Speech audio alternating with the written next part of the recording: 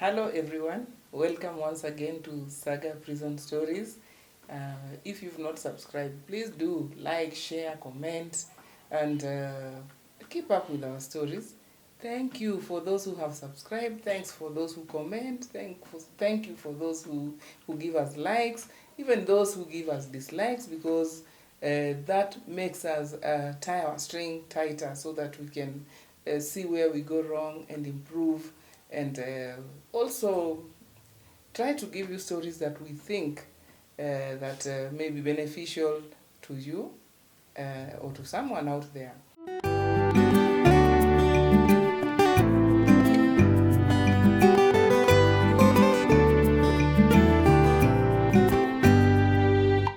Wewe au kuniacha kamwe, wala kunidharau hata siku moja. Wengine walinihukumu, marafiki walijitenga nami, Na ulinishika mkono hadi mwisho. Kwa magumu na mabaya nani kama wewe. My name is Judith Grace Akinyi. For those who have not been to my channel, or sometimes people call me Saga. Hello viewers, my name is Robbie Lusanji Mkonjero, and welcome back to Saga Prison Stories. My guest, for those who have not seen him, he also has a channel. His channel is Masai Rungu, but I will allow him to introduce himself. Then we shall proceed from there. Thank you. Asanteni sana. Kwa majina wale ambao hamjui, jina yangu ya kuzaliwa naitwa Joseph Moriaso Kuyo. Mimi ni mzaliwa wa Narok North. Kwa wale ambao wanajua Masai, unajua Masai ni kwingi, lakini nikikwambia hivyo uta understand pande gani. Na bado mimi ni comedian, naitwa Masai Rungu. Hiyo ndio najulikana nayo mtaani. So sina jina lingine ya kuzaliwa na jina ya stage naitwa Masai Rungu. Okay. So una jina lingine ya kuzaliwa? Kuyo, Joseph Moriaso Kuyo. Moriaso ni jina ya Kimasai. Hiyo ni ya Kimasai. Kuyo ni familia. Sisi huwa tunaenda na familia. And then Joseph Sanile ya kubatizwa. Alafu Masai Rungu, Masai ni mimi. Alafu Rungu ni huyo. So hii Rungu unachapaga nao watu? Hii sichapangi nao watu. Nilitafuta kwa sababu wakati nilitaka kuingia kwa industry, nilijiuliza naweza jipatia jina gani. Nilianza na jina lingine, but hiyo jina ikawa inanichanganya kidogo. So nilienda nikatafuta Rungu, nikifikiria ndajiita aje. Hii Rungu nilikuwa kuna jamaa alikuwa ameshika, nikamwambia bulete hiyo Rungu niweke hapa, nilikuwa kwa na load ni sorry, nikapata hii jina Rungu na naitwa Masai Rungu. Beautiful. Jina nzuri sana sana. Thank you. So Masai, unaweza tueleza tu kwa ufupi, because maybe kuna wengi washaona stories zako kwa channel. So unaweza tu kutuambia brief vile ulizaliwa, familia, alafu sana kwa nini ulijipata kwa jela? Okay. Mimi kama vile nimewaambia nimezaliwa upande wa Narok North. Huko ndio nyumbani. Mimi husema ndio sababu nikuje upate story ama upate nilienda jela, kuna ile sababu ilisababisha nikaenda jela. Kwa sababu sikuzaliwa tu nikajipata jela, hapana. Kuna ile mambo ilikuja ikasababisha nikaingia jela. Kwa sababu hata wewe kama mzazi, ni vizuri ni wazazi nyote, ukuwa na watoto pale nyumbani, kila mtoto anakuwa na character tofauti. So mimi yangu ilikuwa tofauti kabisa na hao wengine kabisa, ambapo mimi nilikuwa mtukutu. Wacha niseme tu nilikuwa, ingawa si neno nzuri, lakini wacha tu niseme hizo wakati nilikuwa mtukutu. So nilisumbua sana. Siendi shule, nilisingia kila nursery juu nikilio wakati wa 95 huko. Nursery ilikuwa ni nursery, siko kwa naita ya wajinga na waelefu. So nikasoma hiyo ni 1 year. 1 year nikajipata nimeenda class 1, kufika class 1 nikawa tunasumbua, naenda shule natoroka, nikasumbua sana watu wa home, naingia kwenyu najipata na chukua kitu natoroka nao, naingia mahali naenda nao. So hiyo kitu ikaendelea ikikomaa, kwa sababu mimi nasema usipo change kitu kabla ikianza itakuja itakomaa na itakuwa kubwa. So mimi ndio ilikuwa inachukiza, but hatukuwa wazazi wako na venye wanaweza ifanya at least isikuje kakomana. So ilikoma, nikasumbua, nikawa si huko nyumbani huko ushago. Kuna tule tu vikundi tu wizi holela. So unajipata unakimbia senda, unaiba mandazi, unadanganyana. Kitambo si tulikuwa kuna zile bob zilikuwa shilingi, zilikuwa type 2, ile kubwa na kingine ka brown. So hiyo ka brown mimi nilikuwa mjanja sana, nilikuwa na kanina penseli round, naenda kwa duka na ibai kitu ya 5 bob alafu narudishia 5. So nikaenda nikajulikana hiyo senda mzima, hiyo ndio ukora. So hakuna maana mziwa. So nikaendelea na ukora, nikaanza kujipata natoka kwetu ushago naingia town. Nikiingia town nashikana na street boys. Nikishikana na hao tunaanza kuingia kwa street, kuvuta gum, kuiba tu vitu zenye hazina maana. So niko town, my mama ananitafuta na nirudisha home, natoroka tena na nitafuta. So nikaenda nikisumbua. Mpaka ikafika time moja akona stress. Uzuri yeye alikuwa anakaa nyumbani kule ushago, alikuwa anakaa town juu ya biashara at least atule, kwa sababu si tumezaliwa na single mother. Hatukuwa na baba. So alikuwa anajituma sana, tafadhali town akuje and then ndio aweze kutupatia chakula, anatuma nyumbani. So venye ako huko town akawa na share stories zake, anambia mimi na mtoto wako hapa. Ndio ni mrefu, ndio mimi sikuwa mjinga. Nilikuwa natoroka shule hata naweza kosa saa 2. Januari imefunguliwa ndashiko shule nirudishe mwezi wa 7. Na tukifanya exam niko namba 2 ama namba 3. Lakini masomo ndani yangu 0. Yaani hakuna, lakini nina akili. So akajaribu kuongelesha mama mmoja, akamwambia, "Wa amekusumbua hivyo? Mimi najua kuna mtoto wa jirani ashawaishikwa akapelekwa shule fulani ya watoto huwa wanarekebisha tabia." Mama akafurahi akasema, "Mnionyeshe ni gani?" Obvious huwezi chukuliwa kwa sababu si boarding. Utashikwa, uende ukajajiwe and then uende ukafungwa. So nilitafutiwa makosa yangu niliwekelewa. Wacha tu nikwambie, nilikuwa mtukutu, but hiyo siku niliwekelewa kwa sababu alitaka sana niende. So alitafuta makosa. Jana yake alinitafuta akaniambia, "Kesho fulani mimi niko naitango dadini kwa nyumbani." So hata nadhani hizo jina watoto wanaitango bado kufanya mtoto anakuwa mtukutu sana. So akaniambia, "Dadu siende mahali, kesho kuna mahali nilikuwa nataka nikupeleke." So mimi nikalala. Asubuhi yake kuamka akaamka na kelele, "Fulani umenibia 3,000 hapa." Nikamwambia, "Mama, mimi hata kama huwa naguza, leo sijaguza. Mimi leo sijaguza kabisa." Akaniambia, "Imepotea, lakini usijali, acha kwanza tuende mahali tutaenda tu." Nikajiuliza, how comes my mom leo amekuwa mzuri na bila anakuanga moto kubwa. So akaenda akafanya shughuli zake, akakuja akapika kupika, akanipikia lunch, akatoka. Alienda akakuja na maskari. Kukuja na maskari, sasa ameniwekelea makosa. So ndashiko na wizi. Kuja na maskari akawaambia, huyu mtoto wangu yale waelezea stories zangu zote. So wakakuja wakanishika. Venye tu aliingia, mimi niko kula niko kwa meza. Sasa nimewekewa chakula mzuri hapo, nimewekewa mpaka maziwa, nikajua mama ni mzuri. Kwa sasa sifikirii ni kunaweza kuwa kuna happen kitu. So nikashikwa na mimi nikapelekwa cell na nikafungwa, nikapelekwa upande wa hapa Nairobi.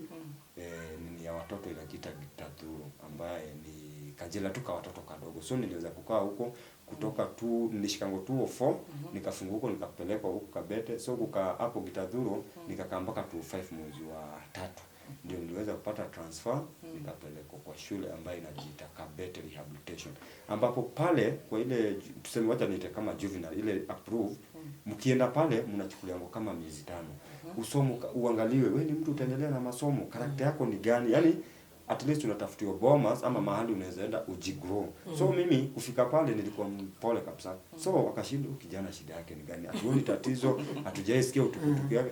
So nikapelekwa ile the best bomas ambayo ilikuwa tu hapo office. So nikakaa pale na nilikuwa mzuri, ambapo nikakaa na Mungu akanijalia. Ni 205 ikienda kuisha nikajipata nachezea Maisa. Kuna group ya hapa Nairobi sana. Huu ni sports vijana inaitwa Maisa. So nilikuwa huko nikaanza kuichezea juu nilikuwa good kwa football. So nikaendelea, mwaka ikaisha na nikapata captain. Kupata captain nimeenda nikiwa mzuri. So mtu anakaanga huko alafu anapatiwa ruhusa. Mnachaguliwa kama watu 5, wale the best, usafi, tabia. Ni so mimi nilijipata niko among wale 5. So kwa hiyo mwaka moja nikajipata nimepatiwa ruhusa ya 206 kwenda kukulia Christmas nyumbani. So mimi nilienda nyumbani na nikarudi Januari, nikarudishwa Nairobi. Kurudishwa Nairobi kuna ile ka ugonjwa ka homesick. Juu nimekabila kwenda nyumbani. So kukuja nikataka kutoroka. Kitu ya kwanza nilitoroka nikajipata Kiambu. Kiambu pia kuna shule ya watoto ambaye ni ya rehabilitate approved ya watoto. So mimi sijui ni nini ili happen, nikajipata huko tu Kirigiti nasunguka. So walimu wenye walikuwa huko juu ni shule tu moja, wakaona hii uniforms ni ya Kabete, so walinishika na wakanirudisha na my mama akaambiwa. Kumaliza like 2 weeks tena nikatoroka. Nilitoroka.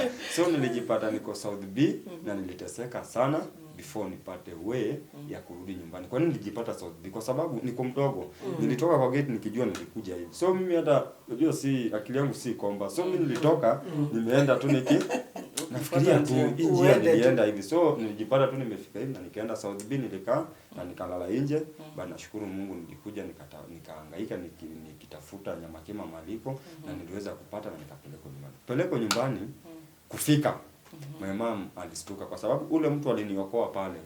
Nilikuwa nimekaa hapo Nyamakema like karibu 4 days 3 days. So kila mtu tu anauliza huyu mtoto ni wa nani ako na uniform? Huyu mtoto ni wa nani? So kuna jamaa fulani alikuwa tuko relative na yeye alikuwa ni makanga wa hizo magari. So akasikia pia yeye kuna mtoto wako hapa na ni wa Narok. Sijui na akasema ako wapi hebu kukuja akastuka akasema ni wewe uko wapi? Sasa niliambiwa ulipelekwa shule fulani. Haya, hebu ingia hapa tufanye nini? Tuende nyumbani. So mimi nilichukuliwa hapo na tukaenda nyumbani. Kufika nyumbani, my mom ni duru. Tena ndio huyu wewe, nimekutafutia shule umetoroka. Sasa huku ulali. Kesho yake asubuhi na kurudi na tulifika usiku. So asubuhi yake aliamuka, hiyo siku akajipanga. So hatukwenda the following day. Tukalala. Hiyo siku tukashinda, alafu hiyo siku ya 3 saa moja tulikuwa kwa barabara tukirudi wapi? Kabete. Kufika Kabete, ile shule ni nzuri. Acha tu niseme ilikuwa approved lakini at least ilikuwa si kama Wamomo, si kama yani ilikuwa at least nini kwa jumla tulikuwa free kabisa. Wakati mamangu alinirudisha pale Kabete, wale walimu walinikataa. Wakasema hatuwezi tukachukua huyu mtoto tena kwa sababu last time alikuwa ametoroka. Akashikwa huko Kiambu akarudishwa. Juzi ametoroka. Amekuja umenipatia kesi mwenye amefika nyumbani. Sasa unataka kuniambia tatu akeza toroka apotea mapate shida. Sisi tuko na shida. So sisi kama alikuwa na makosa tumemuondolea, mchukue mtoto wako nenda na yeye nyumbani. Sijui kama ushaikuwa nyinyi unajua nyinyi wazazi. Sijui kama mko wadogo kuna vile mlikuwa mnalinda wazazi. Mimi nakwambia venye tulitoka pale kwa ile shule tulienda kama giza na mchana na my mom. Amekasirika na ako na right ya kukasirika. Hebu ingia hapo. So nile naingia gari, tumeingia gari tumenunania. So tukaenda tukafika Narok. Kufika Narok, hakuna shughuli yote naweza nikafanya. Lakini nimegrow kidogo kutoka 2004 mpaka 2007 mwezi wa 6 at least nimekuwa kwa hiyo ni karibu 3 years. So nimekuwa mkubwa. Kwa mkubwa kuingia Narok sina kazi nafanya, nimekuwa mkubwa. Niko na ile akili, unajua kuwa mahali mko wengi, kuna ile kitu mkipiga demo mnapiga story, kuna ile kitu una gain kutoka kwa ule una gain. So mimi nikitoka Kabete nikirudi huko kwetu Masai, nilikuwa mjanja kuliko watoto wengine wote. So tuko hapo town, ile squad mimi natembea nayo niko 17 years. Wenye natembea nayo ni watu wako 30 29 years. So tukawa tunapiga raundi, hawa jamaa wakawa ni wezi. Na hawa wezi walikuwa mpaka na pistol hizo time. 207. So walikuwa wanaenda wananiambia niaje yuko home sana naitwa daddy ukiingia uangalie pale. So mimi nilikuwa na Kisugu. Kisugu ni mtu anaenda kupimia kitu uone alafu ulete habari. So mimi nilikuwa kazi yangu natumwa naenda naangalia na waletea. So tuliendelea hivyo na siku zikasonga na Mwenyezi Mungu akanijalia na kukaa wale jamaa wakaendelea kuiba, tukaendelea tunaenda tunaiba, tunarudi wananipatia yangu. Ni si ati wananipatia kitu ya maana, ni ile tu wananirudishia pesa tu kidogo, hata 1000. Sidhani kama washanipatia 1000. Bado nilikuwa mdogo. So mimi nikaendelea hivyo. So siku moja wakawa wameenda kuiba mahali. Kuna jamaa alikuwa Narok kuna majengo 2, unajua kila tawi linakuwa na majengo. So Narok kuna majengo ya juu na ya chini. So sisi tulikuwa tunakaa juu. Hawa jamaa wakatoka hii ya juu wakaenda chini, wakaenda kuibia jamaa fulani alikuwa anauza mutura. Kwenda kumuibia walibishananga. Unajua pia wale watu wa mutura ni watu ni mtu amekaa kwa street anajua. So kubishana ile walianza kupigana, ule jamaa aligonga mahali pabaya. Na kugonga mahali pabaya kesho yake asubuhi ikawa alipatikana amelala chini na amefanya nini? Ameaga. Mimi niko wapi? Niko nyumbani. Nina habari yote? Sina habari kwa sababu walienda kivyao. Mimi niko nyumbani. Nikakaa nyumbani. Hiyo siku kesho yake ukawa mafununu zimeanza, sijui huyo jamaa alikuwa anaitwa Mwangize. Amekufa sijui nini, wanatafuta linasemekana ni kina fulani, kina fulani ndio wamemuua. So maaskari kufuatilia wakakuja wakapata habari wale wa jamaa walikuwa wanatembea na mimi. Kuna kijana fulani tunaonana Kwa hivyo kama wale wapatikani, hebu tafuteni huyo kijana. So mimi niko nyumbani, mimi sijui chochote, niko innocent kabisa 100%. So mimi nimetoka tu nyumbani hapo kwa nyumba, nimepiga raundi, nimeenda kwa video, lakini sana shindo ile group yangu kwani iko wapi? So maskari walikuja wakanifuatilia, juu waliambia mtoto ni wa fulani. So walikuja kwa mama yangu kama mimi siko, akamwambia kuna vijana fulani tunafuatilia, na wagani wakamuelezea kila kitu. So my mama akasema, lakini mtoto wangu hajatoka wapi? Tangu jana 6 nimekuwa na yeye hapa na amelala hapa, ameamka hata ako hapa, na mwingine mtaka saa hii ako wapi? Ako within. So labda mumtumie mpate wale, lakini msimwekee makosa. Wala wakasaidia wakasema ni sawa. So mimi siku ya kwanza ikapita, ya pili natafuta watu majengo ya juu ya chini. Siku moja nikajiambia, hawa watu wamepotea sana. Hebu niende huko Kwale, juu Narok town, Kwale yuko mbali. Ninapanda tuna miguu. So wacha niende Kwale nikawatafute, labda hatujapoteana ni huko wale kujificha. So kumbe mimi venye natembeanga na kufuata mwana CID chini ya maji. Mali yote naingia natoka, wako na mimi baba tu bamba. Mimi nikaenda hivyo Kwale. Kwenda Kwale, mwenye siku kosea, nilienda nikawapata, kuna base tulikuwa tunaendanga huko. So kwenda kuwapata, nilienda nikaingia. Kuingia tu ilikuwa nikanyumba zimetengenezwa na miti, alafu imewekwa karatasi, hizi karatasi za black. So kuingia hivi nikawapata wamerelax wapi? Wa kwanza walinishautia kwa nami, wewe nani amekwambia ukuje huku? Naje kama kabla hajasema kama unafuata, ukaingiwa maskari. Ule jamaa mwenye aliponea ni mwenye hiyo nyumba peke yake ndio alitoka mbio. So tukashikwa tu wangapi? Watatu. Tukapelekwa Narok police station. Sasa nimeshikwa na mada. Kwa sababu wakati tulipatwa pale, mimi nilistuka. Wakasema tumeishi tu. Mimi sasa kuruka nikamwambia mimi sikuwa na hao. Sasa unaona ile kujitetea haraka. Sikuwa na hawa. Wakatuambia tunajua hukuwa nao, lakini sio ni group yako. Kwa hivyo ukitembea na mwizi pia wewe ni mwizi. So mimi niliweza kushikwa na nikafungwa na kesi ya mada ambaye mimi mwenyewe sijajigongea mtu. Hakuna mtu nimeguza, na nimeenda jela kusabu kwa sababu ya mada.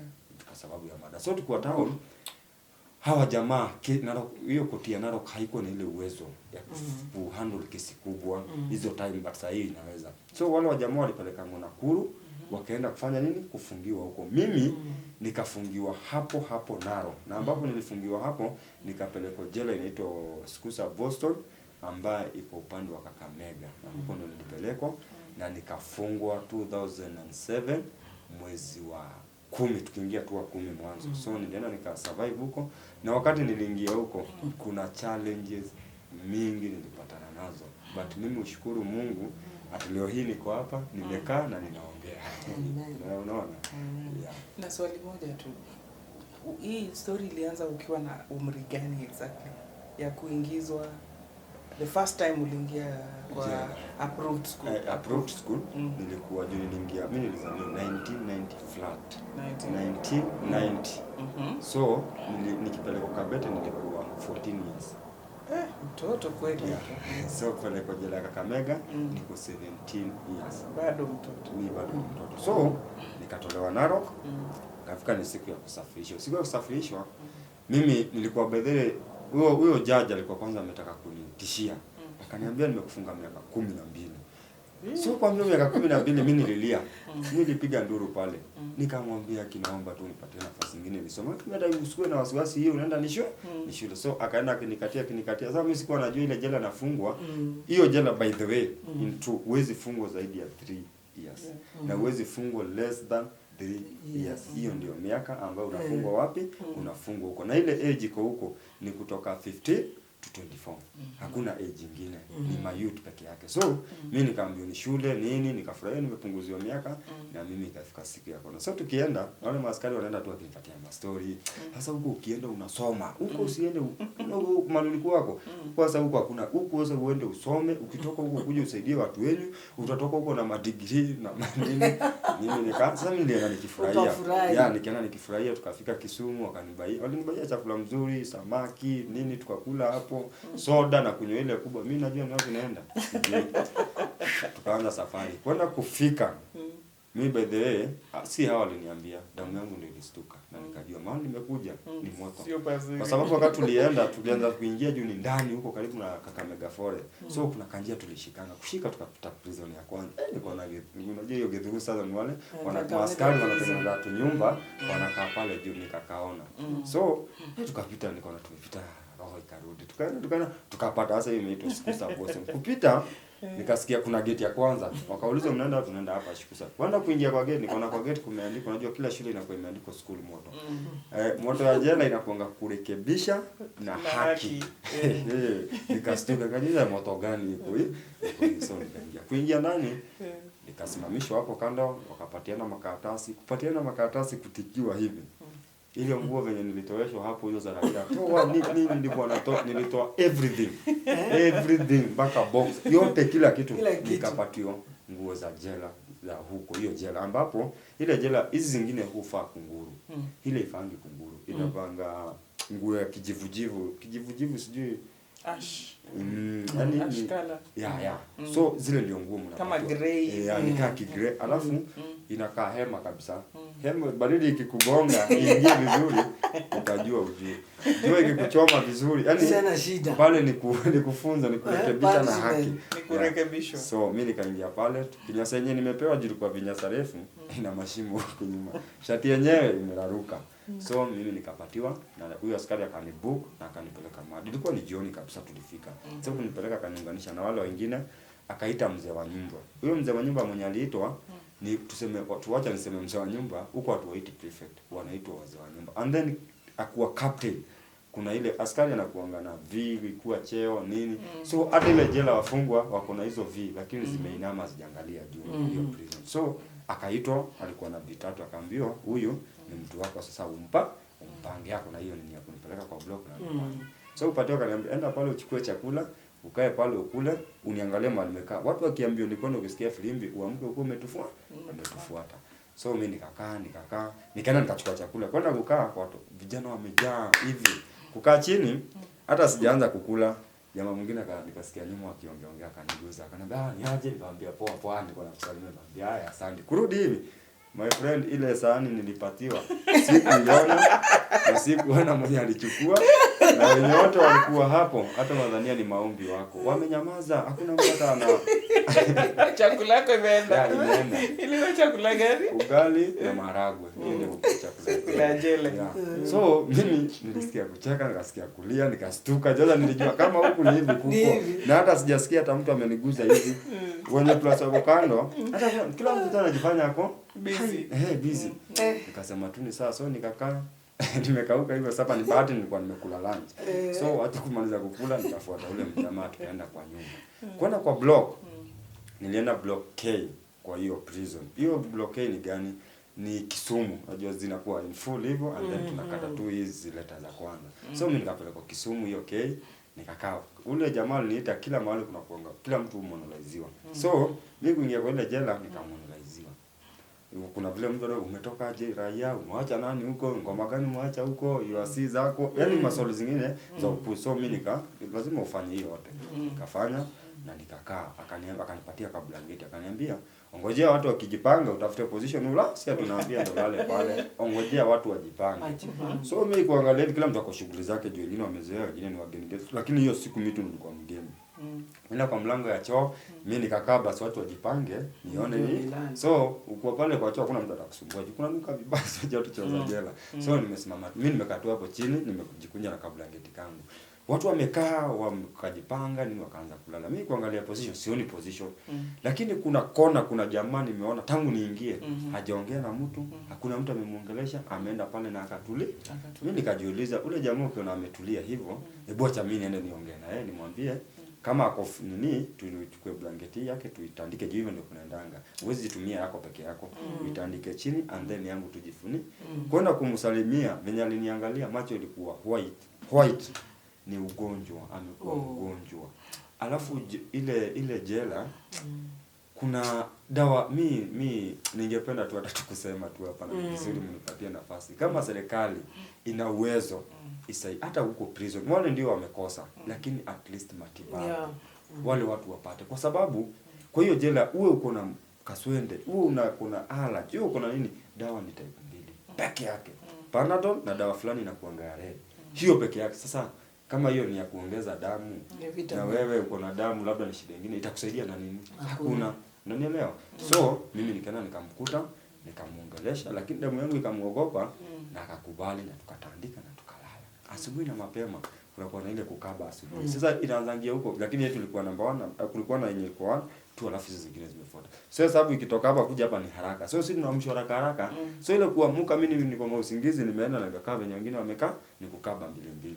Ule jamaa akajaribu kuangusha wapi? Kuamsha wapi? Sasa ule mwenye alikuwa anamamsha akakuja endelea kukaba. Maskari kuingia, wewe mjinga wewe nini kugongwa? Unajua mtu amekufa si kama mtu ako sawa. Kumbe mimi nilala na maiti usiku mzima. Jamaa amejifunika, amelala hata na side straight. Kugongwa hivi, unasikia anasema, huyu mtu hayupo. Juu hapo amekauka nikaa kimiti. Kumbe alikufa usiku. Mimi hata ile baridi mimi naisikia ile yake. Alipoa kitambo lakini sisikii. Nimeshikwa na maga. Nimekuja nimelala na mtu ako na. Nimestuka juu nimekuja kuona ama ni mimi nitaambia tena nimemuua. Na ni faili zangu zinaongelea mada. Mimi nikastuka lakini walikuwa wanajua ni mgonjwa na alikuwa amefika mahali hata wanaona tu ya yuko. Unanielewa? So mimi nikastuka hiyo siku tukafanya hesabu na tukashinda. Siku hiyo sidhani hakuna mtu tunaenda, ilikuwa mwezi wa 10. Hiyo mwezi wa 10 ikaenda kuingia 11. So hakukuwa na kazi sana kwa hiyo jana. So kufanya hesabu mimi nikarudi. Tukakaa mchana ikaisha, jioni yake ule jamaa wa nyumba, captain mzee wa nyumba akakuja akaniambia, mambo fulani. Nikamwambia poa. Unaitwa nani? Nikamwambia jina zangu. Akaniambia sasa mimi ningependa kuwa rafiki yangu. Nikamwambia unataka nipe rafiki yako? Haina shida. Hata mimi sina. Ni jela gani sasa? Sorry. Kwa hiyo Skusa Boston. Hiyo tu iko. Sasa hii uko na miaka kama hiyo niko na hiyo tu 17. Ndio nilitoroka Kabete mwezi wa 6. Nikashikwa hiyo mwezi wa 6 ikaenda kuingia wa 7. Nikapelekwa Kakamega mwezi wa 10 ikienda kuisha. So nilikaa kwa cell karibu zaidi ya miezi ngapi? Miezi 2, mwezi wa 8 yote na wa 9 yote. So tuko huko, jamaa akakuja akani-approach. So mimi sijui ni anani approach kwa nini. Akaniambia unataka, akaniambia wewe ni Masai? Nikamwambia hata huko hii jela mimi sijaona Masai. Nipatie ruhusa nikuitange Masai. Na by the way hapo ndio jina litoka Masai. Mimi sijaambia mtoto Masai. Masai inaenda katuni kinini? Batizo. So huyo jamaa akanibatiza. Kunibatiza hiyo jina tukakaa. Akaniambia sasa mimi nataka tukue rafiki. Huku watu kuna shida sana. Kama uweza kuwa na uwezo mtu mjanja, bado hata kupata maji ya kuoga ni shida. Upele iko huko. Kuna hii ugonjwa inatangulia kuharisha sana. Cholera iko huko, iko juu. But sijui kama siku hizi uko sawa. So akaniambia utakuwa unafanya nini? Nitakuwa nakusaidia. Nikamwambia si vibaya. Si vibaya. Mimi sijui ni nini inaendelea. Si vibaya. Akaniambia wewe ulale poa, tutaonana mimi nikamwambia nikaona nimepata rafiki, hata akiniita nakimbia kama katoto. Mimi najua nini inaendelea sijui. Nikakaa hiyo siku, kesho yake akaenda akakaa. Kukaa hiyo ni siku ya 3 akakuja akakaa chini, alikuja na sahani 2. Mururu ni inatengeneza ngoni, ni sahani inakaa kama imetengenezwa na aluminium, alafu ni refu. Sasa ile ndio sahani za jela. Ile ukikula lazima uingize mkono. Si ukule vile ninafikiria si kweli. Lazima utumbukize mkono. So akakuja nayo moja imejaa ugali na ni kiasi hii. Imejaa ugali. Hiyo ugali anatoa wapi? Ni leader. Huko kuna uzo masabuni, kuna exchanging za sabuni, kuna tobacco zina exchangewa. So biashara inaendelea. So yeye kuna ile uwezo ya kwenda huko jikoni aweze kununua ile chakula na tobacco ama na tissue ama na sabuni na kuja afanye nini? Afanye mambo yake. So jamaa akuja na maharagwe. Alafu hii maharagwe yenye amekuja nayo si kama yenye sisi tunapakuliwa. Ile ya kupakuliwa yetu ni kuchota huko umewekewa na matobacco. Hii yake mpaka inaonekana iko na kitunguu juu, mafuta, ina shine. Jamaa ukuja ni siku ya 3. Obviously ile chakula ya huku raia hakuna. So ni ile ya huko iko. Jamaa akaniambia Masai mambo, nikamwambia poa. Sasa mimi nataka leo nimekaa tuongee. Nikamwambia haina mambo. Akafungua maragwe kwanza. Kuiangalia hivi nilifanya hivi. Hivyo ndio nilipata nimefanya jioni. Hii ni chakula bwana. Lunch nimekunywa kisupu na ugali. Sasa hivi nimekunywa supu nyingine. Alafu ile inaitwa mbosha. Kuna ile nini kwa maragwe na zile vitu za. Sasa inakolea kwa ile supu juu. Sasa hiyo ndio umepita. Alafu sasa mmeletea special hapa. So mjamaa akaniambia sasa ile kitu iko, mimi nataka ukue kabeba wangu, nataka ukue rafiki yangu na ukue kabeba. Nikamuuliza ati kabeba ni nini? Akaniambia kabeba ni mtu mwenye utakuwa unanibebea sabuni, tissue, kuna kabag fulani alinionyesha. Utakuwa unanibebea na hata uko unahangaika na kitu yote, sabuni, maji, hata kwenda hizi kazi utakuwa umefeviwa. Kashindo yule rafiki nika. So nikamwambia kabeba ni nini? Hebu ni explainia kabeba vizuri.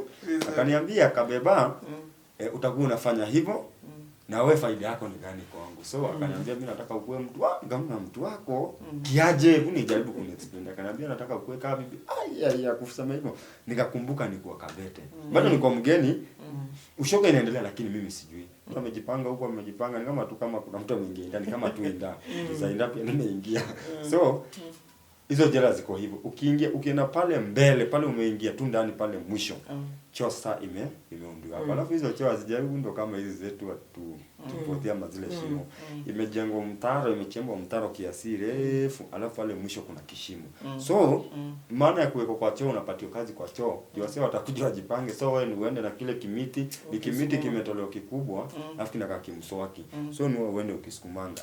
Just imagine ule mjamaa alinipatia ile mateso for 8 months na unafaa ufanye 3 days 4 days juu watu wanakuja kwa sababu nilikataa mambo ya mimi sikujali. Ule jamaa anaitwa Maina tukakuwa marafiki na usiikubali. So alafu nikakaa nikaendelea kuona venye watu wanapitia, watu venye wanafanya. Hiyo kitu kienda ikiniogopeshanga kwa sababu kuna vituko pale jela uko umelala.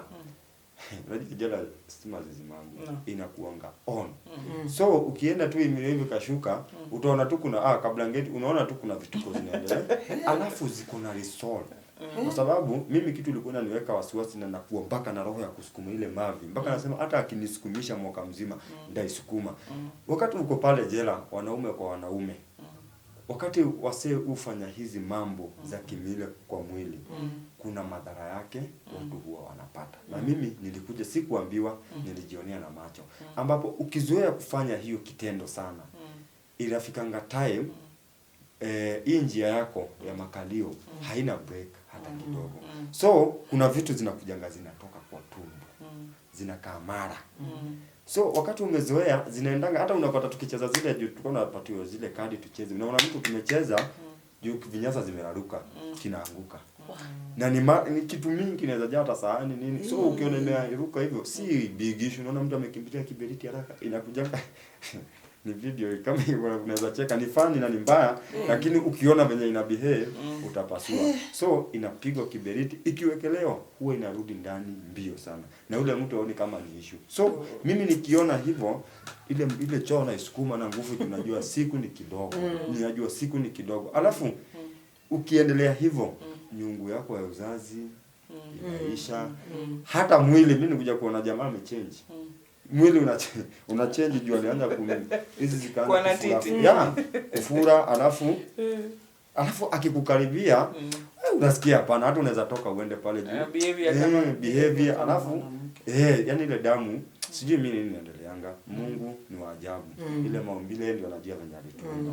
So mimi mjamaa aliendelea kunitesa, nikasukuma mavi yake, hakuna mtu akunitetea. Ikafika Januari ndio tunaenda mashamba. Na huko shamba za huko mimi nakujanga naona kama ile jela kivyangu tu kwa akili yangu kama ndio huwa inasambaza unga kwa hizo jela zingine. Kwa sababu ile shamba ile jela iko nayo ile chakula hata wakilima tu wajilimie hawafai kufanya kazi karibu hata miaka 10 ama hata miaka 5. Juu shamba yenyewe kuna shamba 3 si ati ni mingi ni shamba. Kuna shamba moja inaitwa Milima na Mabonde. Ni ukweli ni milima na mabonde. Ukiangalia hivi uone katinga huko na utalimo na muweke mahindi. Kuna nyingine inaitwa Mtoro na kuna nyingine tulikuwa tunaita aje.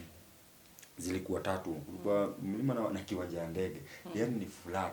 So tulikuwa tunaingia huko hata watu karibu 400 na tunailima wiki.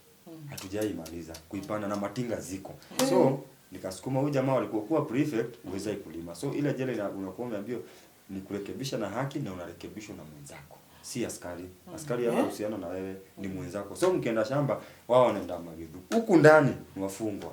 Ni kuwapiga. So ule jamaa kwa ile kiko so ni kunionea. Even leo nakuwa na alama yake na kuanga hapa. Alinipiganga kiboko nikapasuka. Nikakimbia kwa askari kwenda kumwambia. Kwenda kuambia ule askari alipuuza. Juu ule prefect alikuja akamwambia huyu kijana ananisumbuanga na kila mara anampatanga na stories zake ni za kupanga kutoroka. So ule askari akanipuuza. Mimi nikamwambia si story ya kutoroka. Hii story ni mtu anataka kuniali. Akaniambia sio ni maelewano yenu. Mimi hujaribu kusema na mimi hujaribu hata kufunza watu. Naambia mtu kwa kila kazi yenye unafanya. Hata tuseme sasa mfano walimu, madaktari. Kuna watu ambaye ni madaktari walisomea wakaandikwa na wanaifanya tu kikazi. Lakini kuna mtu amesomea ile kitu na wito yake ni ile kazi ya udaktari, yaani iko ndani yake. Hawezi kudhulumu, anafuata haki venye iko. Hata ukienda hospitali kuna daktari atakupuuza, lakini kuna daktari atakuja akusikize, akutreat vizuri. Kuna mwalimu pia kwa hivyo. Unasikia huyu mwalimu venye huyu funza ni tofauti na hao. Pia maskari wako hivyo. So ule askari hakuwa na. So mimi niliumia na nikatazeka kwa sababu huyu jamaa ni prefect. Mwenye ningeenda kunisaidie ni ule askari na amenipuuza. So ni uvumilie kijana hadi usukume so tukasukuma kumaliza miezi 8. Kumaliza hiyo hata tulikuwa tumemaliza vizuri, tunaenda kumaliza hiyo miezi 8. Block yetu ikawa kuna mahali na bambuka kwa kona. So ni kunafanywa renovation. So watu wakagawanywa block zingine. Mimi nilipelekwa block, nikapelekwa na ule jamaa wangu. So anakuwa na mimi kwenda huko ikapanga tena choo. Na nimekomaa sasa, nimefika mahali mimi si mgeni. Hizo choo zinafanywa na watu wako na wiki. Yes. Na mimi sasa niko na wiki ngapi hapo? Niko na wiki zaidi ya 30 something. So mimi bado nasukuma nini? So siku moja sisi tunapatia huko jela kadi, at least mpunguze stress. Simbi mnacheza simbi, ni vitu vingine mnarushanga, tunaangalia juu maragwe ama mahindi. So ikiangalia juu zikifanana mmekula. So mimi nilikuwa nacheza hizo vitu, alafu nilikuwa nachezanga na ukora. Sasa watu walikuwa wananipenda. So nikiwachezea wananiambia tuchezee hivi, nachezea. So nikacheza zikakuanga mingi. Ile mapepa ni hizi vitabu, karatasi za choo. Hizo za vitabu. Hizo karatasi tunazitumianga si kama pesa. Kwa sababu upatiwe tissue. Si ati mnakuja kuangalia kama mko na hizo makaratasi, lakini hamupewi. Na ukipatikana unapigwa. Sasa uniambie itatoka. So inakuanga ni kama dhahabu. So tulikuwa nipa hata unaweza nunua nao chakula, hizo paper tulikuwa unapanga 10 unaweka tunaweka 1100. So hiyo kikuwa na 1100 unaweza kununua sahani ya ugali, sahani ya mchele. So mimi nilikuwa nimecheza zimekuwa mingi juu sana, niko na mafano wamejaa nichezee nini sana nikucheza. Ule mjamaa mali alikuwa akaona. Akakuja akachukua mimi nikamwambia Mteso, mbona unaninyang'anya vitu zangu? So unajua jela kunaenda na wenye umekaa. Ule jamaa si wote alituhurumia sote tukanyamani. Mimi nikaona hapana. Mbona sasa unanifanyia? Wewe nipatie karatasi za. Wewe unipatie. Ule jamaa alinipiga hii kofi nikakaa chini. Nikasimama nikamwambia nipatie karatasi zangu mimi. Akanikusukumia nyingine. Mimi sijui nini li happen. Kumbe ilikuwa ni siku yangu ya kutoka ukombozi kwake, kwa sababu nilisikia kitu imekuja, sikuona kitu yote kubwa. Jela mkipigana si kama huko nje. Watu utulia, wanajiprepare, mnaenda kando, wanaume wanaweko kando, waheshimiane. Mpigane mpaka unaona venye leso mtu utapa ama upige nduru ndio utaokolewa. Lakini mpaka utii. So walisema oya kameanza, watu wakaenda kando. Mimi sasa sikuwa napigana ati tuheshimiane. Mimi napigana juu ya hasira. So ule jamaa kupigana naye nikaona wewe ni kama usikii. Kwa ile choo. Ile miti umeishi kunidhulumu nayo kusukuma ile choo. Nilikuja nayo. Na imejaa nini? Choo. So ni kugonga na mwenye ananishika na mgongo. Sasa ni kama kichwa imeruka. Imeruka sasa, hasira imekuwa. Hasira imenini. So nduru ndio ilianza kupigwa. Hasira ya Masai. Nduru kupigwa, askari wakakuja. Wale askari wakakimbia. So mwenye alikuwa on duty juu ilikuwa weekend. Nashukuru Mungu hata ndio namba yake saa hii. Basi sasa ina namba yake after hiyo miaka yote. After hii story venye nimekuwa nikishare nilipata namba yake. So akaingia. Wale wengine maconstable kuja wakafungua, yeye akafika. Kuleta ni nini ule sasa hata ile block wewe inanuka. Ule mtu ile venye anakaa. Na mimi hata sina hizo nini sana, hata hivyo sana juu nilikuwa hakuna mtu angenikaribu. So hata askari akikuja nilikuwa nimeshika aje. So kwanza nilikuambia bweka ile kitu huko. Kwanza kabla hajanishika juu nilikuwa ni mix ya choo. So askari akaingia. Kuingia kwenda kuongea yule jamaa akalisha mdomo.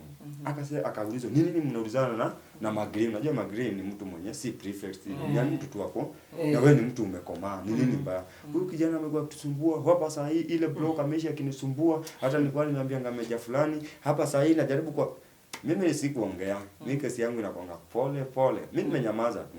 Akaongea.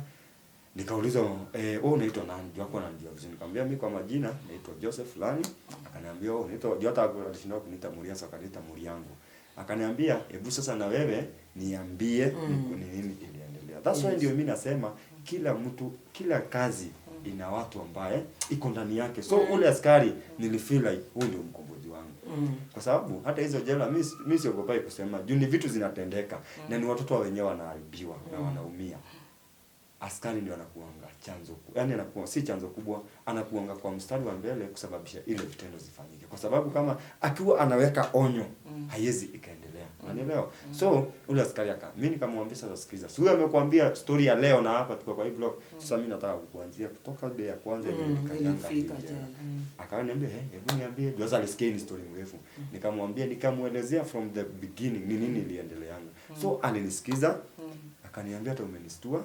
Na umejaribu sana. Alifurahishwa na venye mimi nimejaribu. Mpaka sawa magreen wengine wenye tulikuwa nao kwa blog wakasema ni ukweli Masai uishi ameosha ile choo na kila siku. Na nilikuwa ni kama vita. Ule jamaa akipita yani ushaona mtu anaonewa vizuri. Mimi nilikuwa naonewa sasa vizuri, kuonewa ile straight. So nikamsikiza, akaambia Mteso kuja hapa. Kumbe hivyo ndio unafanyia nini? Unafanyia watu. Na kuna vituko zingine unafanya sasa kumeshajulikana. Sasa watu wakaanza, hata akona wengine N, akona wengine M. Tubibi tuitwe wote. Kulikuwa karibu na wajamaa waine watano hapo. Wakapangwa laini. Yeye akauliza, hata huyu ulikuwa unataka kumweka kwa hii kikosi? Wewe hiyo not a leader. Karibia hapa. Ile shati juu alikuwa ni meja, alikuwa ni koplo ule askari, alikuwa ni ya kujuti. So alishikilia shati akairarua. Kuirarua akauliza mdogo wako ako wapi? Akasema ako block nyingine. Jinsi nakwambia tuligawanya. So akaenda akaitwa, hii cheo yake ikang'olewa akapewa. Ile ya hule ikang'olewa nikapewa. So from kutolewa kwa choo nimekuwa leader, sasa ni mimi napangana kwa. Unasikia? So mimi nikakaa na nikafeel niko vizuri. So ule mjamaa jela hiyo jela ni fani si kama hizi zingine. Kukuwa na hii mambo ya ushoga sana na umende. Kuna block. Mko mmezidi, kuna block mnatangambiwa sasa ndeni mko mkachokorani sasa nyinyi. Excuse me. Yaani maaskari wanajua hawa ni gay, ni mashoga. Na wanachukua tu vizuri, mnapelekwa muendelee huko. Sasa endeni huko mkachokorana huko hakuna counseling yoyote. Sidhani labda saa hii iwe kama. But mimi wakati wetu what you saw. Mimi nasema kitu yenye ilikuwa inanipitia haukuona wakiwa cancel. Mimi sikuona. Ni kama ku encourage endeni mkafanye tu. Sasa sema ni ku encourage lakini ni kama sasa hakuna wasiwasi. Ni ku encourage. Na hawakuwa wanawakataza vile mnafanya ni vibaya. Nimekwambia kuna askari nilipigwa tukua shamba. Alinipatia jibu gani wakati nilimwambia huyo ananipiga kwa sababu aliniambia hiyo ni maelewano yenu. Kwa hivyo oh my god, jibu ni jibu gani? Hiyo ndio mama mia. So mimi nikatulia. Jamaa nini na nikafanya captain na nikarudi. Nikafanya leader nikarudi kwa block. Tukakaa like nimeenda kumaliza tu miezi 11, fever yangu ikaanza kurudi. Mwenyewe kuteseka ni kwa muda kila mahali. Tukakaa kwa ile jela sasa siumii sana. At least hata chakula naweza kaa hapa nyuma nipate ile ya chini nyingine juu. Sasa ni mkubwa. Sasa hiyo mimi ni mkubwa. Sikimbizi kwa laini juu. Askari wa jela huko angalia cheo yako. Angalia venye umesimama ama atangalia wewe ingia panga watu venye umekomaa. So ana shughuli na green hata uko mzuri uko ana shughuli na. So kukakaa ile jela kukaletwa mkubwa mwingine. Ule mwenye alikuwa kwa akapigwa transfer. Mwenye aliletwa Mungu ni mzee akaletwa Masai. Kwa ile jela I'm the only Masai jela mzima. Hakuna Masai mwingine kwa hiyo jela yote. Hakuna Masai hata mmoja. So ule kuingia anapitianga mafile za kuna kitu inaitwa bond uachilia watu. Sasa hizi jela zingine unamaliza kifungo unareleasiwa. Ile jela ndio nakwambia ni different kiasi. Hamwachiliangu ati venye ati wewe ukuje kuna kitu inaitwa bond inakuja mnachukuliwa namba. Si kila jela inakuwa na namba. Ikifika mahali fulani inakuwa ni mwezi wa pili mnareleasiwa. Wanaanzia tena hapo. Inaenda mwezi wa 8 mnakatiwa mahali fulani mnaachiliwa. Inaenda tena mwezi wa 11 juu kwa mwaka ni mara ngapi? So unaona ni different na hizi zingine. So mimi kukuja alikuwa anafuata bae hizo file. So kufuata akapata hapa iko Masai. Akafungua file, akasoma, akanitumania. Kunitumania kusikia huyo mkubwa mwenye alikuwa huko alikuwa anaitwa Osama. Ukisikia umeitwa kwa Osama. Alafu alikuwa na jicho moja. Hii jicho yake moja ilikuwa ni mbaya alafu kubwa. Yaani ni vita tu. Ukisikia tu yeye alikuwa anachekanga na wafungwa. Ukisikia sasa mimi nikajuza nimefanya nini mtoto wa watu. Tena nimeitwa. Juu sikujua kuna mkubwa mwingine ameletwa. So mimi nikaenda. Kwenda nikapata ni ebuka hapo ni mkubwa mwingine mgeni akakaa akanisalimia na Kimasai, ndago soba, nikamwambia soba ole ngiji ngaye, nikamwambia kaji fulani. So tukaongea, akaniuliza na nilikuwa, so mimi nikamexplainia nilikujaje jela, ni kesi gani nilikuja, akaniambia hata nimeona hiyo file, lakini mimi sitaamini kama uliwa ama huko. Lakini mimi kufuata file yako sioni nini imewekwa. Siweki by the way, hata hiyo jela venye mimi nilikaa, hakuna askari alikuja kunipiga juu ya makosa. Ule askari alinipiga, nimepigwa na maaskari, nilipigwa karibu mara 3 na ni ile kuwekelewa. Unajipata umepigwa juu sababu kijaribu kuna hiyo right. So mimi tukaongea akaniambia sasa mimi umemaliza huko muda kiasi gani, nikamwambia. Kuona hata akaona niko na cheo. So akaniambia sasa ile kitu iko kuna askari, unajua kila ofisi ya mkubwa kuna askari mwenye hapo ni secretary ama nani. So akamwambia kila siku nikitaje mtu aoshe hiyo ofisi, wewe ukinitia kijana mgani. So mimi ndio nilikuwa naosha ofisi yake, gari yake, saa zingine anataka save za nyumbani ananichukua, tunaenda naenda nafagia huko na limalima. At least ananibaia ile sabuni, ananishikia kitu, nakuja najisaidia, niko pale ndani. So mimi nikaingia na akanisaidia sana. Kanamba kangu kalikuwa kakatiwe hapo ikue bond ya mwezi wa 8. So ilikuja ikakatiwa, nikaachiliwa na bond ya mwezi wa ngapi? Kwa hivyo huyo si ni Mungu. Ni Mungu. So mimi nikatulia na niliweza kutoka kwa ile jela 2009 mwezi wa 3, na nilikuwa natakana nitoke 2009 mwezi wa 11. So mimi ndo nilitoka ile jela na nikakuja nyumbani. That was 9 months. Acha nikumbushe rudi kidogo. Masai, unajua hata si tulikuwa jela. Tulikuwa mimi na yeye tulikuwa Lang'ata. Sasa kitu nimeona similar sana. Maybe Robi pia utasema mambo ya dawa. Nakumbuka those days, dawa kabisa. Na niliandika hata kwa kitabu yangu. Dawa ile ulikuwa unapewa no matter what, ilikuwa aspirin, Panadol na kulikuwa na Actol. Sasa unajua chakula ya jela ni mbaya. Yani it's not kitu, there's nothing so interesting about it. So watu walikuwa sana wanapenda kwenda kusingizia wanaumwa na tumbo ndio wapewe. Unajua Actol ni tamu. Ndio wapewe Actol. So saa nyingine wanaenda tu na fake tumbo ndio upewe at least Actol 2. Ni kama kula peremende. Umekula inaitwaje hii sweet ya white. Particle. But ilikuwa hakuna no other dawa. Alafu hiyo kulikuwa na Lagatil ile ya kama kwa sababu tulikuwa na msichana alikuwa ndani because alinyang'anya mtoto mkate ya nusu akafungwa miaka 3. Akafungwa alikuwa anasikia njaa, akaenda akachukua mtoto, akanyang'anya mtoto, alikuwa ametumwa dukani half bread, akafungwa 3 years but alikuwa na kichwa yake ilikuwa. Tulikuwa tunajiuliza kila siku, kwani judge surely hakujua huyu mtu ni alafu mkate nusu mtu anafungwa 3. Na huku nje watu wanafanya mambo makubwa na hawezi kanyaga kidogo. Nikukate nitakukata kidogo ndio kusema huku nje wakubwa yani aizika. Mimi kidogo tu juu nadhani juu ya time na kuna story kidogo tu ningependa kuaguzia.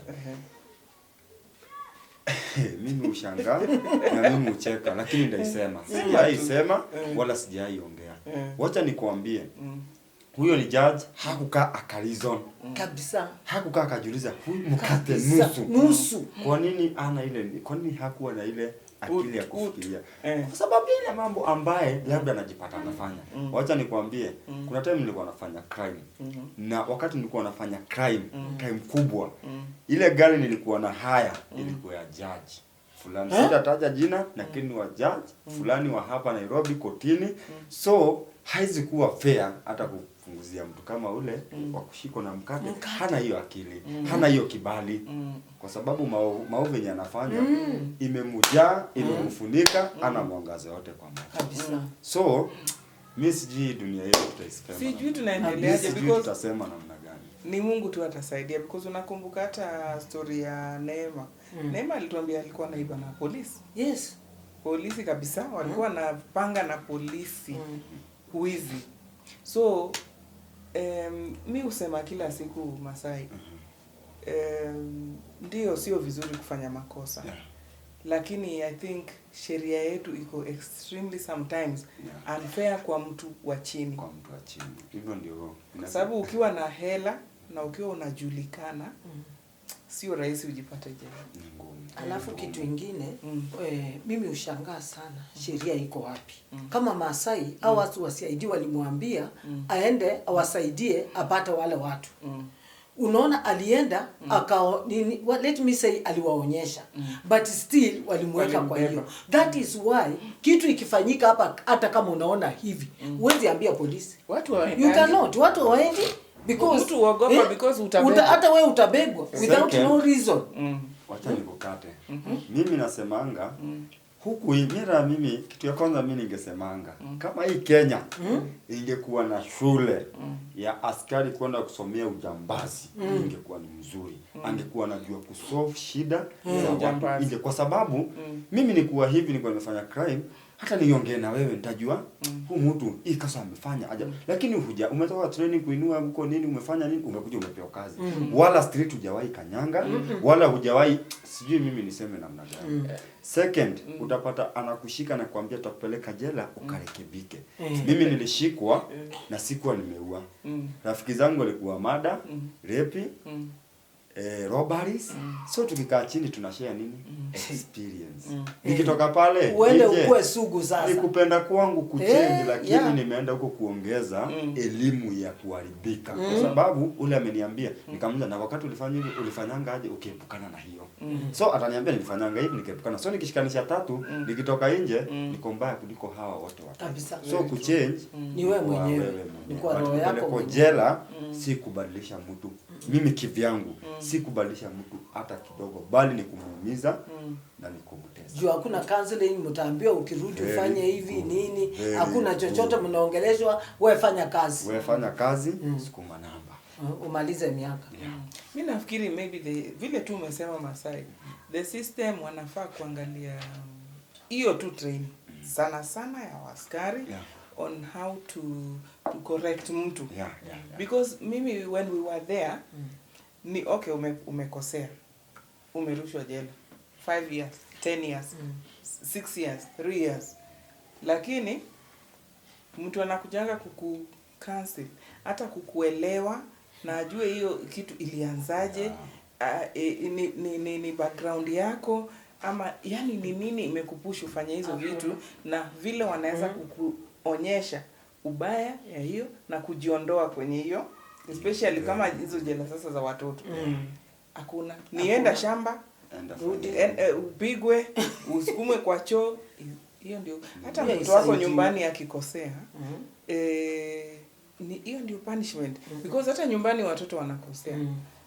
Is that how to correct mtoto ama utamuita ujaribu kuelewa shida huu mtoto ni nini na kumwelekeza kwa nini hiyo kitu anafanya mbaya na yeye mwenyewe atokee na solution ya kukosa kufanya hiyo kitu anafanya.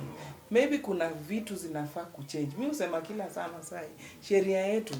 Unajua wazungu ndio walileta hizi sheria. Nakwambia ukienda kwao hakuna vitu kama hizi zinafanyika hapa.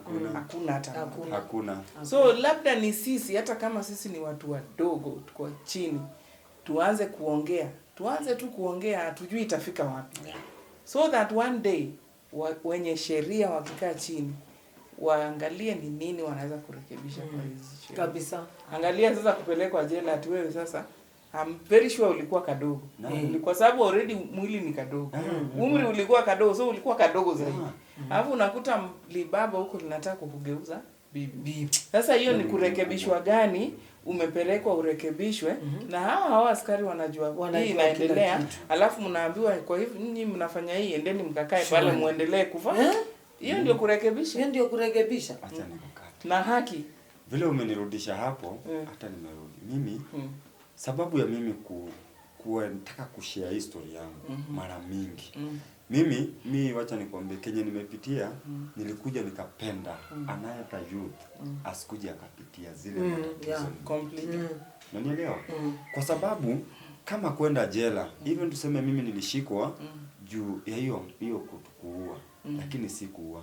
Nikaenda hiyo jela, labda nikaenda nikalemewa na ule mteso, akaamua kuniharibu. Unanielewa? Nikitoka kule jela, nimekuja huku nje. Ndio utakuwa umerekebika. Nitakuwa nimerekebika na sasa bibi nini yako ikitoka ukikaa chini choo inatoka yote. Mimi ningeomba tu government government the time watakuja kufunguka na mambo ya prison. Unajua watu wengine usunguka huku ya kusema mfungwa ni bila, lakini hawajui ni nini ule mfungwa hawajui kabisa. Hawajawahi ningeomba kitu kama hii kwa sababu hata sasa hivi nikuulize, una nyumba, una watoto. Kama kuna kamtindo kanaendeleanga kwa nyumba, uamue usimame kwa hapa, useme kwa hii nyumba yangu, kwa watoto wangu, sitaki hii kitu itendeke tena. Ninajua haitatendeka. Niko sure hata wale askari wako jela, wakubwa wa wafungwa, wakubwa wa maaskari wengine, wakiamua wa stand na wastand wale wafungwa, haitaendelea. Kwa sababu gani mimi niseme hivyo? Kwa sababu na sitaogopa kusema na niko sure labda niko ile jela mimi nilionea askari, kuna askari ni part ya wenye wanaharibu wafungwa wakuwa wa kiti cha kwanza. Yeye mwenyewe anakufanyia ile vituko, anakurudisha kwa block. Yeye mwenyewe anaenda anakufanyia, so hata ukifanywa vibaya uende umkute atakufukuza ajali. So mimi ningeomba tu isianze na mfungwa, usiambie mfungwa acha ianze na wewe. Na si unajua kila kitu ni kuitekia serious. Kila kitu ni kuitekia, hata kusonga kumove on life ni kutekia serious. So mimi ningeomba tu government wakati wataanza manzi waangalie watoto wa watu, mtoto anaenda na ulio huko ndani, akitoka hapa nje mwanza kumuita sugar, mwanza kumuita hivi. Na labda hata sikupenda kwa ameharibiwa huko ndani. Nilienda huko jela, nilikuwa ule jamaa alikuwa anataka kuniharibu jia nini? Chakula ya tumbo. Chakula. Na nikupenda kwangu. Ningekuwa siku ya kwanza nilifika, chakula ikapikaisha. Ni kweli. Siku ya pili ya tatu nikose. Siku ya 4 sitakula ile chakula niende nikaribiwe. Nimepata sababu ya kuharibiwa. Exactly. So mimi ningeomba tu jela ziangaliwe. Ukuwa mfungwa, pia wewe ni binadamu. Kabisa. Wewe ni mtu pia, unaweza ukatoka kule nje. Tumeona watu wengi wa maana unatoka jela na unakuja nje unakuwa wa maana. Mtu mururu, hii mururu ya kawaida ya kukula. Nasikia jela ya wanaume lazima ununue ndio ukule. Ama kuna wale yani hauwezi kupea bila pesa, ni ukweli? Chakula. Chakula. Hapana, mimi nilikuwako chakula iko. Lakini ugali nayo kuna kama bati fulani kadogo. Na ule jamaa ameundio handle, iko na handle kubwa kuliko ile ya spade ile ya kutoka. So akona experience kuifanya hivi, amekukatia kioo. Amekurushia pale na ule mwenye ako pale wa maragwe na supu, akona kijiko kingine mrefu, alafu hapa juu kanatoshana. So na mimi ningependa nikuulize swali kwa sababu mimi nilipitia challenges kwa ile jela ya wanaume. Je, kwa hii jela ya wanawake? So umesikia kwenye nilipitia na mteso. Mteso tulikuwa tunasumbuana kwa sababu halikuwa nataka nikuwe shoga. Na unajua kuna tofauti ya shoga na mende. Mende ni huyo anaharibu. Mende ndio bwana. Ndio bwana. Na shoga ndio bibi. Shoga ndio bibi. So kwa hao magei. Ule ndio bwana, ndio bibi. Kule kwa jela ya wanawake, kuna hizi vituko ama wale basi wana kama zile shida wanajisaidia namna gani? Unajua ni vizuri. Umeuliza swali nzuri sana, lakini kitu naweza kukuambia. Mimi wakati nilikuwa pale na yeye pia. Vitu kama hizi yani ni so rare na mkisikia ni kama kitu strange sana because kuna watu wamekaa miaka na miaka.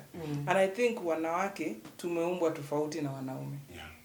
Because wanaume I hear unafikirianga na left side of the brain ama right side. Kuna kitu kama hiyo. Na ile kitu macho yako inakwambia you want to do it there. But sisi tunafikirianga from the heart. So ukiondoa tu mawazo mengine kwa akili yako kama mwanamke, they don't come to you. Kwa hivyo ni ile sio vitu common, hata sio common. Lakini kulikuwa unajua kuna hao wasichana wanaokotwanga kwa Inange. They come ni kama kila siku. Every day, apart from Saturday na Sunday. So wanakuja, wanaletwa, and then wanakaaga karibu 1 week, 3 days wanaenda. Wakiletwa na kajo, na unajua, I think maybe their system imezoea hiyo maneno. Because hiyo ndio kazi wanafanya. Maybe wanaume 10 in a day, maybe 20 men in a day.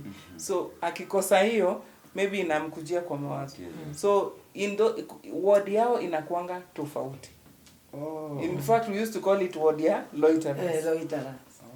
So mara moja tu ndio. Mi I think hata hizo miaka 7 nilisikia tu story kama hiyo Once. once. Nakumbuka ilikuwa Na once. walipopatikana waliseparatiwa. Mmoja akapelekwa ward 2, ward yao inakuanga wakati huo ward 2. Wotitoa. Mwingine tena akapelekwa maybe another ward. Lakini ni mara moja tu nilisikia ati wamelala wawili wamejifunika pamoja. So whether walikuwa wanajaribu mambo yoyote ya bibi na bwana sijui, because sisi penye tulikuwa pande yetu Ilikuwa ni ngumu. pale ni maombi tu. So ni vizuri hiyo jibu yako umenijibu vizuri na umenifurahisha na kitu moja. Unajua wakati unasema ni mind. Mimi najuanga kila kitu ni kuset mind. Exactly.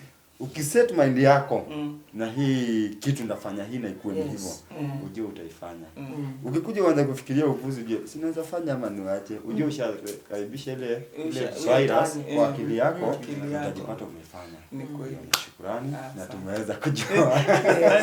Kwa hivyo jela wanawake So it's not common. wanaume. And then kwa wanaume nasikia ni common sana, because we had a guest alikuwa anaitwa Neema, alisema vile tu umesema kamiti ati ni kitu ilikuwa ya kawaida tu. Hata unaamuka unaona tu na unasema tu Mungu sahihi. Unaona tu si ati ni kitu ni big issue. Unaona tu. Okay. So Na mi wacha pia nikuulize kama mwanaume, na vile tushafikiria wanaume wanafikirianga tu ati wakifikiria hivyo ndio lazima wafanye. Sasa saa ile wewe unaona hao wakifanya hivi, pia wewe akili yako inakuletea kitu ya kwanza ile kitu nikiona si ni mwanaume kwa mwanaume, ile kitu haijanifurahisha, inaniudhi. So kabla ingie hapa nifikirie hivyo, inakuwa ni cancer. Lakini ingekuwa ni mrembo, ingekuwa ningefikiria. Lakini juu ninaogopa na ninashangaa, ninahurumia ule mtu, ninastuka, ninabaki na mstuko, nasema guys sasa hapo after next. So mimi naongoja angali solo tukija niona kitu ile kitu, but hiyo ndio inakuwa masaa yangu. Lakini kitu imenistua ni hiyo Anas. I think ni Anas inaangukanga chini. Inaanguka na ni serious na ambapo ni dangerous kwa ule mtu unafanya hapo nje na ndio kuanza unaanza achana nayo. Itafika time hiyo kitu. Kwa nini narudisha ngono wafungwa ndani mbio? Kwa sababu Mungu aitwe Mungu. Kuna baridi ya nje na kuna joto ya ndani. Na hizo vitu ni tofauti. Mungu ametuweka joto yetu. Hii joto yenye tuko nayo hatuwezi unda na mashini. Ni kweli. Haiwezi tengeneza hata nafasi, hata na nini gani. So ile kitu ikitoka nje, ivurute baridi kidogo tu ya nje, irudi ndani. Wewe ushareceive ugonjwa direct. Ni kwa sababu ni kama udungwe na daktari sindano iko na hewa. Hiyo hewa inaanza kukuaffect. So ile baridi pia ikiingia ndani, wachana nayo. Wachana nayo. Si lazima usifanye hivyo. Kwani lazima? Hakuna mtu ameenda hospitali kwa sababu hajafanya hiyo. So you can maintain yourself. Na ulinishika mkono hadi mwisho. Kwa magumu na mabaya nani kama wewe. Then another thing I wanted to comment about is serikali. Serikali saidia. Choo gerezani, machoo. Unakuta cell. I always say cell ya wanawake iko na watu 70, 80. Cell yenye inafaa kuwa na watu 30 ama 35. Choo ni moja. Bafu ni moja. Hiyo choo ndio bafu by the way. Nika space hivi, alafu choo kwa kona, mnaoga mbele. So unakuta watu wengine wanasugua meno, wengine wanaosha nguo, wengine wanaoga, wengine wana change parts, hakuna privacy, hakuna mlango. Serikali, let's do something about these prisons. Because privacy is paramount. Privacy ni mzuri. Hata kama we ni mfungwa, bado we ni binadamu. And Masai pia amesema hapati, pia jela ya kwao sijui, hebu explain hiyo choo. Tuseme kama vile unajaribu kusema hiyo choo. Mimi ningeomba tu serikali hamwezi kuwa na mradi hakuna kutengeneza vitu kubwa kubwa, cities na jela kuna choo. Choo ni nini? Gawa inaweza shinda.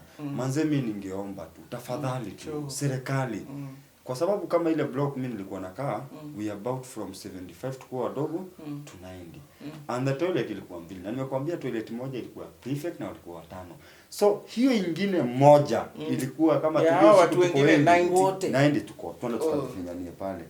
So pale kuna mtu akona ugonjwa yake, kuna uchafu, kuna na ndio maana ulikuwa unapata ile ugonjwa ya cholera ilikuwa inatembea sana.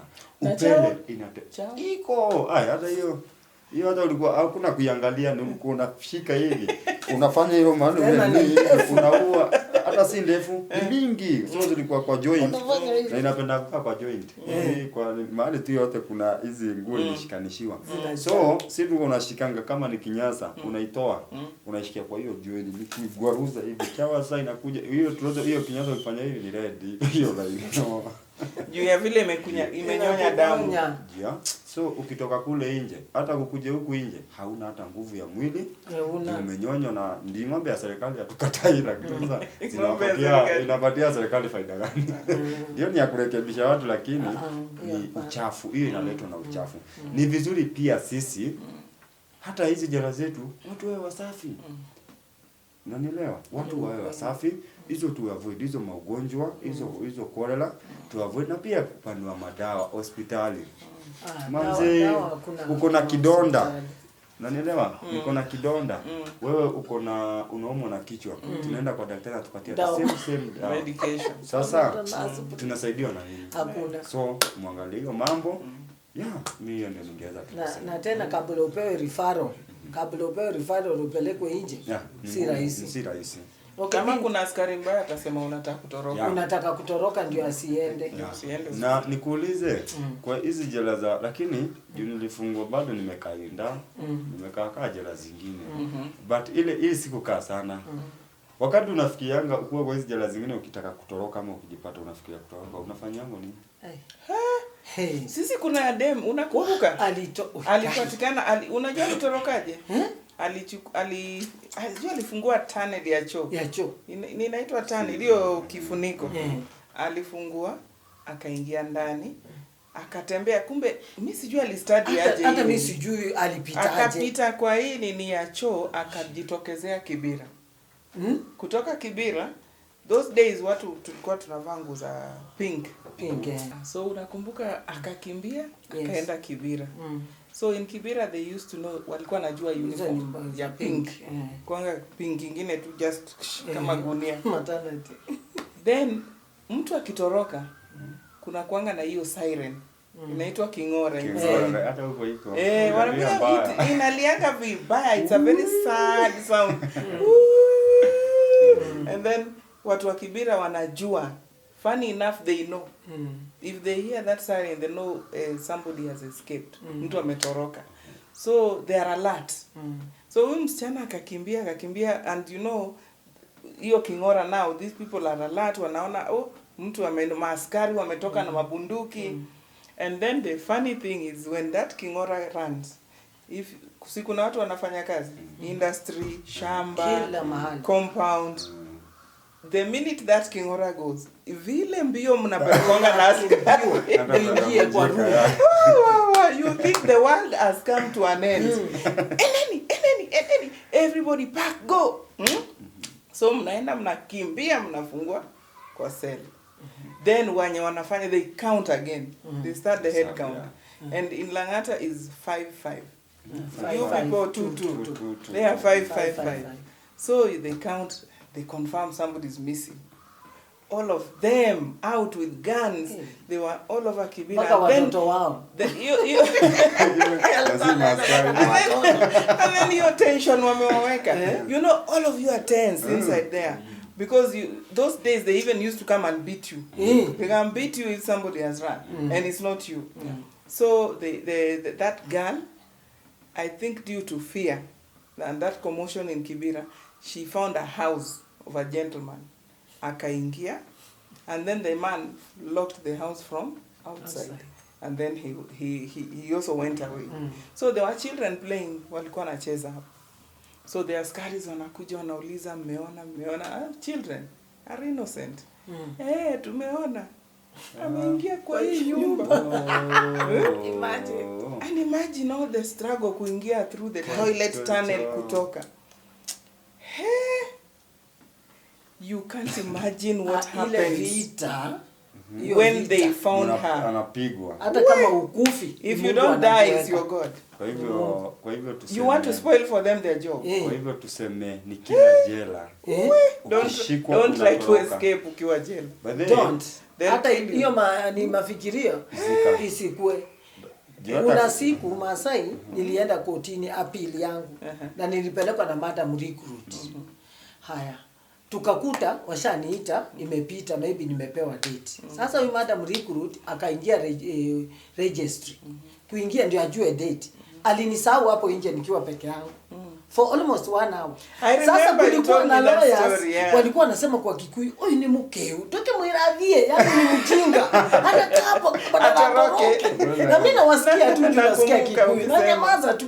Madam alitoka huko akaniambia, "Oh, Hirobi asante. Umeniokolea." Umeniokolea kazi yangu." Na singetoroka, nilikuwa nimebakisha 6 months niende. uende. Kwa nini nitoroke?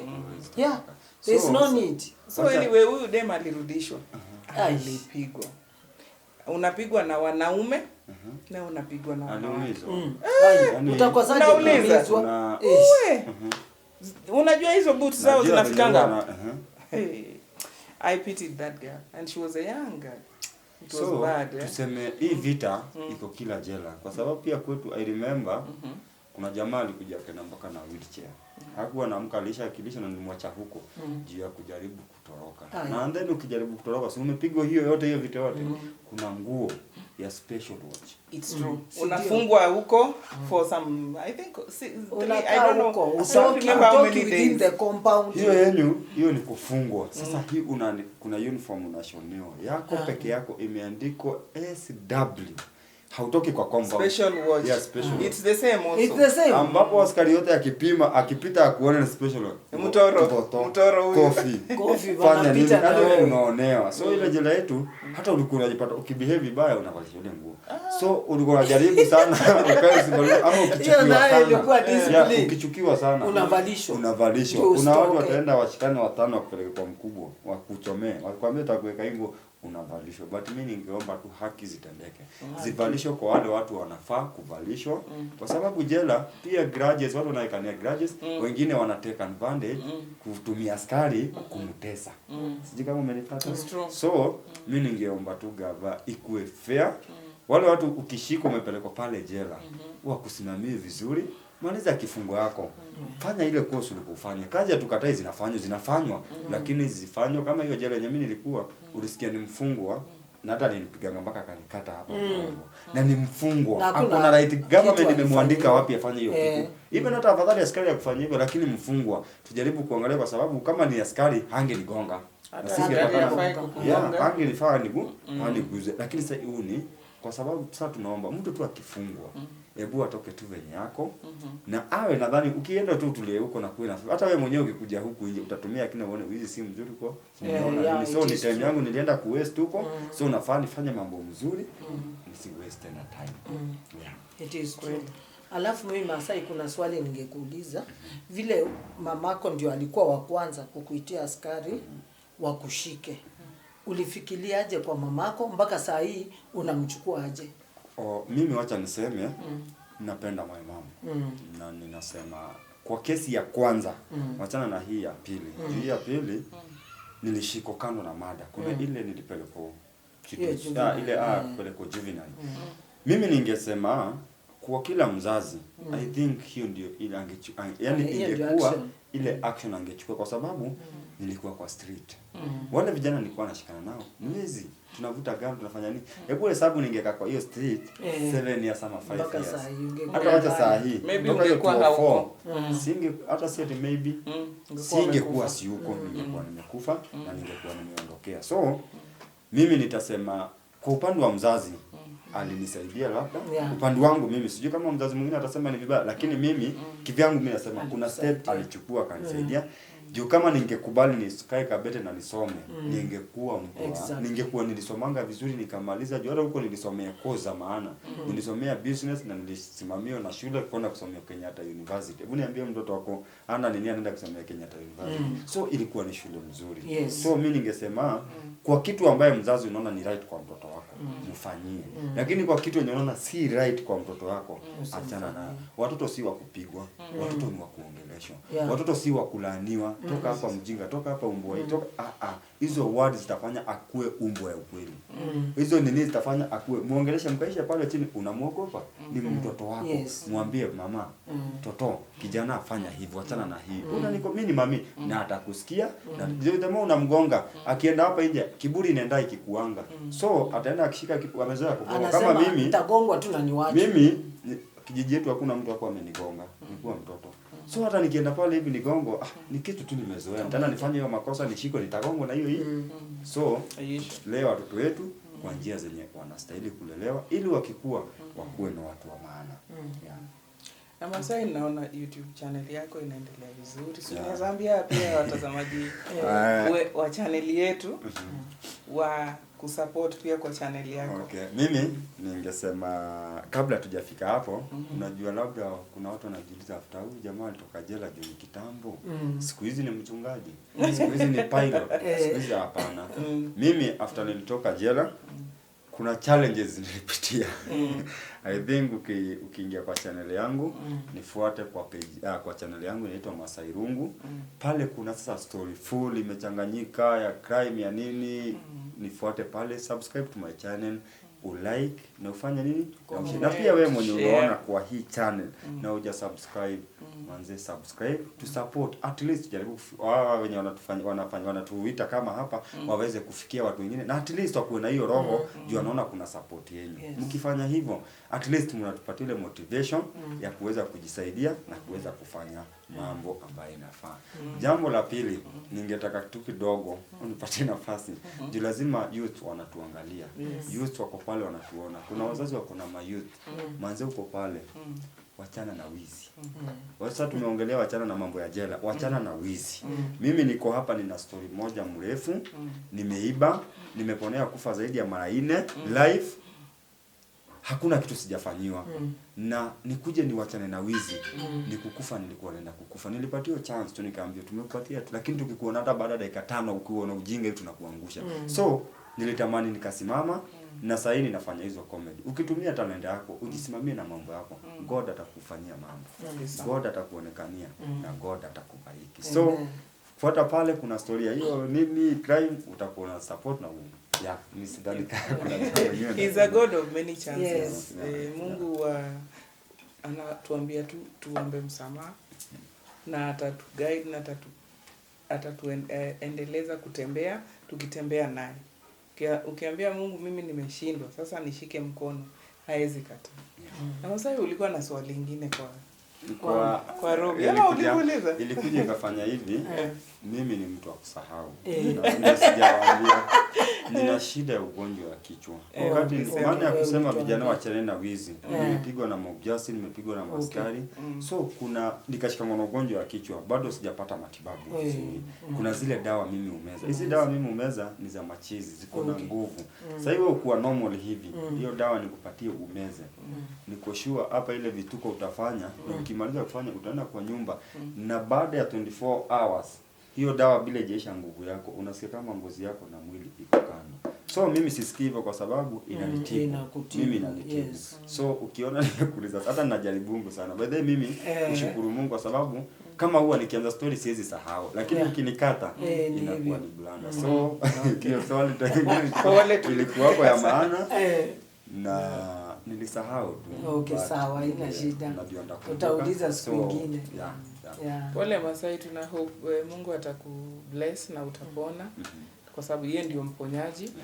Juu unakumbuka ulipoingia nikuuliza, Masai si unakunywa maji mob? Unakunywa maji mingi yawa. Na mimi tunafaa kunywa maji lakini yako ni zaidi. Kumbe ni juu ya dawa. Kumbe ni dawa. Juu ya dawa. Na pia mimi saa zingine mimi nasemanga kusaidia si vibaya. Labda uko pale wewe ni daktari. Siwezi sema mimi unajua mimi natembea tu ni hii. Sisemi tuseme nina shida kwa sababu the more utajiita una shida, shida itakufuata. Hata kama hauna jibariki nazo. Unanielewa? Jibariki nazo. Uende kao uko pale wewe ni daktari. Labda unajua kuna ujuzi ya kichwa. Mimi hizi dawa nimezimeza more than 3 years. Daily asubuhi na meza dawa saa 7 na hata saa hii inafaa nitoke hapa nikimbia nende nimeze. Kwa sababu nikifika masaa nyingine nitaanza kusikia juu hii dawa na meza siku niponye inaniponya. Inazuia. Sio kama unanielewa. Ikimaliza nguvu kichwa huendelea kuuma. Na mimi si umango ati na kichwa na umango na kitu kadogo. Sasa inakuanga ni kama sindano ufanya nini? Huwa inanidunga namna gani? So inabidi na meza zile dawa hizi ziweze kunisaidia. Hizo dawa mimi umeza kila siku, 30 asubuhi, saa 7 jioni, yaani saa 7 na jioni. Kama uko hapo utafili kunibaia dawa, sitakataa. Uko hapo kuna advice ya dawa ama hospitali ama nini naweza fanyia hii mshipa ifunguke, nitakuwa nafurahia. So, yeah. Sawa Masai, I think tuta plan tena. Urudi. Tufanye part ingine ya sasa maisha baada ya after because naona tumeongea sana, muda imeenda sana. And tunashukuru sana kwa kukubali mwito wetu wa kuja ili tushare na wananchi na wajue challenges zile ziko huko. Sisi labda hatuwezi kuwa na uwezo wa kurekebisha hizo vitu zote, lakini kunaweza kuwa na mtu pale nje anaweza saidia majela kupata machoo, kupata maji, sufficient water, kwa sababu unasikia hiyo congestion na kujenga cells zingine ili watu wasifinyane sana kama gunia. Na zaidi pia ni kupunguza watu jela ili wenye hata wafai kukaa jela wasikue ndani. Kuna crimes zenye watu wanaweza kuserve wakiwa nje. Just like vile wanafanya kwa nchi za nje. Sio makosa zote watu wanarundikwa jela. And especially first offenders. Mtu hajawahi hata kufikiria kufanya makosa, lakini alijikuta pale. Na si mtu mbaya hivyo. So, sio lazima apelekwe huko. Kuna services, community service, watu wanaweza fanya nje. So that hii congestion pia ipungue. So, nashukuru tu sana tena. Naona uko na talent ya kupeana story. I hope kuna mtu pale nje anaweza kutapi talent yako na ikuuze ikuwe mzuri zaidi. So that hata kwa channel yako ukuwe a great storyteller. And as you're telling stories unafundisha pia wale vijana, kwa sababu wewe ni kijana. Asante sana. Na mimi nakuombea Mungu ili upate suluhisho ya hiyo kichwa. Najua kuna daktari pale. Kuna wengi wameniandikia hata kutoka US. Mkitaka kusaidia rafiki yangu Robi. Daktari in US, I know you're watching. If you can help Masai with this problem ya head, because as he says anachukua tu dawa ya kutuliza uchungu. If there's something that can be done to help him, please find it in your heart to do so. Thank you so much for watching us. Once again, if you've not subscribed, please do. Pendo lako ni la ajabu na rehema zako ni tele milele na milele.